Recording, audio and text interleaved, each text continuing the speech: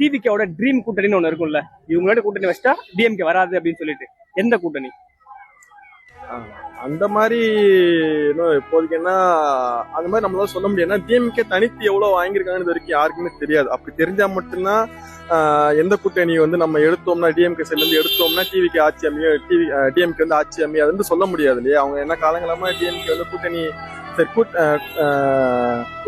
கூட்டணி தான் ஜெயிக்கிறாங்க. அதனால வந்து நம்மளுக்கு தெரியாது டிஎம்கே வந்து இவ்வளவுதான் பர்சன்ட் வச்சிருக்காங்கன்றது தெரியாது. சரிங்களா, அதனால வந்து எந்த கூட்டணி வந்தா நம்ம வந்து டிவி கன்ஃபார்ம் வின் பண்ணிட்டோம், டிஎம்கே தோத்துறோம் அப்படின்றது நம்மளால சொல்ல முடியாது, ப்ரெடிக்ட் பண்ண முடியாது. பட் இப்போ வரைக்கும் வந்து எடுக்கிற நிறைய இன்டர்னல் சர்வீஸ் படி பாத்தீங்கன்னா அதிகமா வந்து டிவிகேக்கு தான் வந்து இப்போ ஏன்னா 5% ஆரம்பிச்சு 5-9 வந்தாங்க, 9-12 போனாங்க, 12-15 வந்தாங்க, இப்போ 23% வந்து இருக்கு.